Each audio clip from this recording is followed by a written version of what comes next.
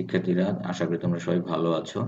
আজকে চতুর্থ অধ্যায়ের চতুর্থ ক্লাসে আমি যে বিষয় নিয়ে আলোচনা করব তা হচ্ছে একটি কলমের দাম x টাকা হলে একটি খাতার দাম যদি y টাকা হয় এবং ঘড়ির দাম যদি z টাকা হয় তাহলে নিচের প্রতীকগুলো দ্বারা কি বোঝায়, এই অঙ্কটি আমরা আজকে সমাধান করব। তো চলো দেখি কিভাবে করা যায়। এখানে 5x দ্বারা বোঝায় কি 5টি কলমের দাম বোঝায়, কারণ x দ্বারা একটি কলম হলে 5x দ্বারা কিন্তু 5টি কলমের দাম বোঝায়। একইভাবে এখানে আছে 7y, তাহলে y দ্বারা যদি একটা খাতার দাম হয় তাহলে 7y দ্বারা তোমরা কি বুঝবে, 60টি খাতার দাম বোঝায়।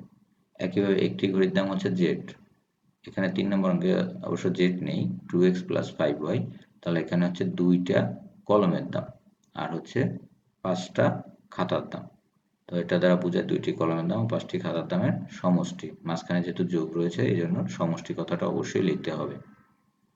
একইভাবে 4 নম্বর অঙ্কে দেখো, এখানে একটি কলমের দাম এবং একটি খাতার দাম ও একটি ঘড়ির দামের কি হবে, যেহেতু যোগ আছে কি বলেছিলাম, সমষ্টি বলতে হবে।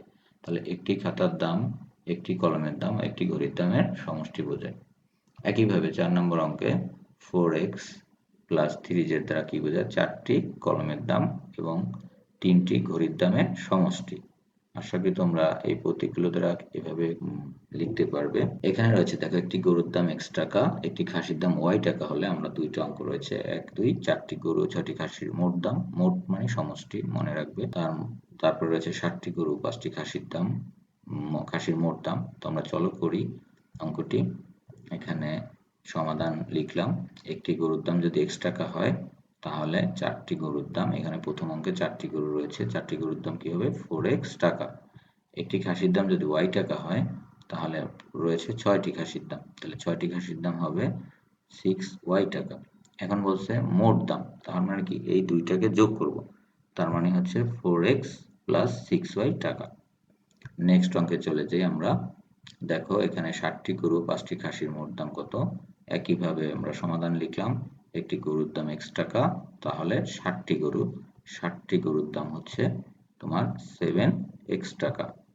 একইভাবে 5টি খাসির দাম কত, দেখো আমরা একটি খাসির দাম y টাকা হলে তাহলে 5টি খাসির দাম কি হবে, 5টি খাসির দাম 5 ইন্টু y বা 5y টাকা।